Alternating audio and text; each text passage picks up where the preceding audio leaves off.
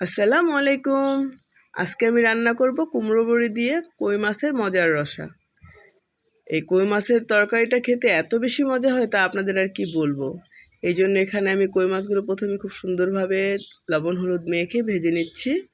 আমি দুই পাশে খুব সুন্দর করে ভেজে নিয়েছি, আর এখন আমি সেই কুমড়ো বড়িগুলো সুন্দর করে লাল লাল করে ভেজে নিব। কুমড়ো বড়িগুলো লাল লাল করে ভাজা হয়ে গেলে এখন আমি একটা বাটিতে উঠিয়ে নেব কুমড়ো বড়িগুলো।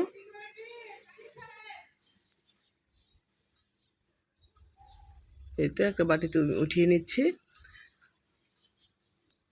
আর সে একই কড়াইয়ের মধ্যে আমি এখন দিয়ে দিব কেটে রাখা আলুগুলোকে আমি খুব সুন্দর করে লবণ আর হলুদ মেখে ভেজে নিচ্ছি। এখানে স্বাদ মতো লবণ দিয়ে নিলাম, আর সামান্য হলুদ গুঁড়োও এখানে আমি দিয়ে নিব। এখন আলুগুলোকে খুব ভালো করে আমি এপিট ওপিট করে ভেজে নিব। আলুগুলো খুব ভালো করে ভাজা হয়ে গেল, এখন আমি আলুগুলোকেও নামিয়ে নিচ্ছি।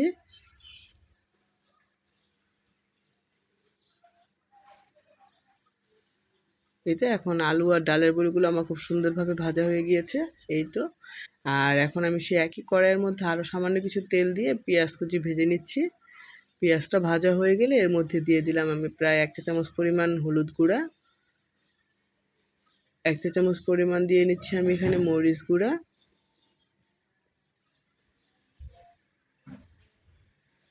স্বাদ মতো দিয়ে নিচ্ছি এখানে আমি আদা রসুন বাটা। এখানে আমি আদা রসুন বাটাটা দিয়ে নিচ্ছি প্রায় 1.5 চা চামচ পরিমাণ।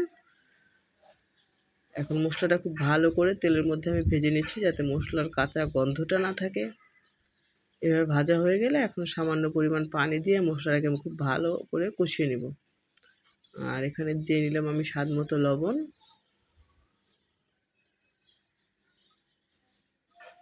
মশলাটা খুব সুন্দরভাবে কষানো হয়ে গেলে আর ঝোলটা শুকিয়ে গেলে এখন আমি এখানে ঝোলের জন্য কিছুটা পানি দিয়ে নিলাম।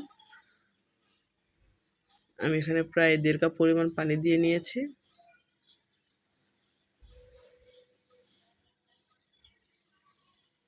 আর দিয়ে নিচ্ছি কয়েকটা কাঁচামরিচ আমি এখানে, আর আগে থেকে ভেজে রাখা সেই ডালের বড়ি আর আলুগুলো এখানে আমি দিয়ে নিচ্ছি।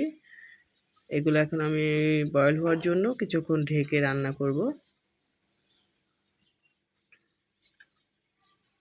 কিছুক্ষণ পর পর এটাকে ঢাকনাটা খুলে আমি একটু নেড়ে চেড়ে দিব।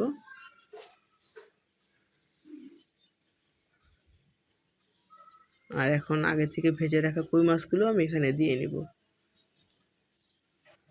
আর দিয়ে নিব প্রায় একটার মতো টমেটো এখানে আমি কেটে।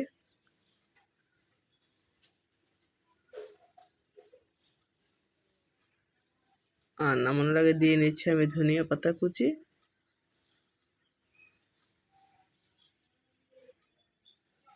ধনিয়া পাতার কুচিটা দিয়ে আমি প্রায় 1 থেকে 1.5 মিনিটের মতো রান্না করে নামিয়ে পরিবেশন করব মজাদার কই মাছ।